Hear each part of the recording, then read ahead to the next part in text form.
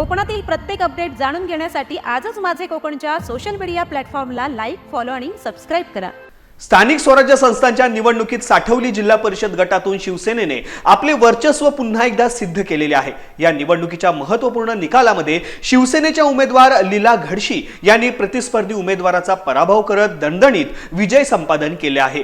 या भव्य विजयामुळे साठवली परिसरात शिवसेनेच्या सर्व कार्यकर्त्यांमध्ये प्रचंड उत्साहाचे आणि आनंदाचे वातावरण पाहायला मिळत आहे। केवळ जिल्हा परिषदच नाही तर पंचायत समितीमध्येही शिवसेनेने आपली बाजी मारलेली आहे। पंचायत समितीच्या अटीतटीच्या निवडणुकीत शिवसेनेचे अधिकृत उमेदवार आदेश आंबोळकर यांनी मोठा विजय मिळवला आहे। त्यांच्या सोबतच शिवसेनेच्या दुसऱ्या महिला उमेदवार रसिका मिस्त्री यांनीही आपल्या प्रतिस्पर्धीला धूळ चारत विजयाची माळ आपल्या गळ्यात घातलेली आहे। या त्रिसूत्री विजयामुळे शिवसेनेची राजकीय पकड या भागात अधिक मजबूत आणि घट्ट झालेली आहे। निकाल जाहीर होताच विजयाचा जल्लोष करण्यासाठी कार्यकर्त्यांनी मोठी गर्दी केली होती। गुलालाची उधळण आणि फटाक्यांची जोरदार आतिषबाजी करत शिवसैनिकांनी हा विजय मोठ्या उत्साहात साजरा केलाय।